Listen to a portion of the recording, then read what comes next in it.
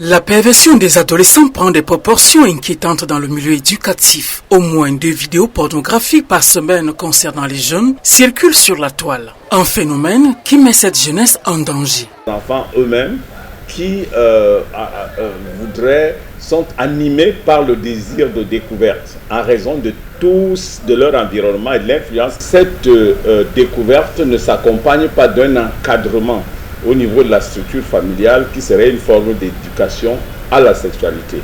Donc, dans cette divergence qu'il y a entre l'avènement ou le niveau d'information des jeunes sur la sexualité et le manque d'information, les jeunes, pour la plupart, dans une approche de découverte, s'engagent à la sexualité généralement très avant que ce ne soit l'âge requis pour être sexuellement actif.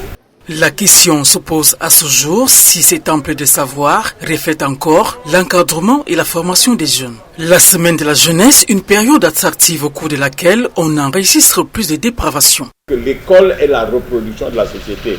Les phénomènes qui se passent au sein de notre société ou qui ont cours dans notre société vont également être reproduits au niveau des salles de classe. Si les enseignants ne sont pas assez avertis, la précocité à la sexualité qui est observable dans les quartiers se reproduit dans les salles de classe sans que les enseignants n'aient le temps de s'en rendre compte.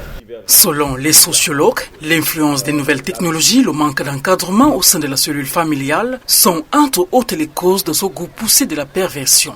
Et c'est là où peut-être les pouvoirs publics peuvent intervenir en essayant de renforcer les mécanismes d'éducation au niveau de l'école, au niveau des structures scolaires, pour essayer d'exciter moins les jeunes à aller vers la sexualité à travers des programmes scolaires qui soient suffisamment conséquents. Non pas en limitant totalement les jeunes ou en leur interdisant totalement l'accès au TIC, mais en essayant de concevoir également des programmes au niveau des CIC qui à la fois ont un aspect ludique de jeu et un aspect intéressant qui soit éducatif. Les responsabilités étant partagées, cela nécessite des mesures efficaces pour sauver la jeunesse camerounaise et l'économie de demain.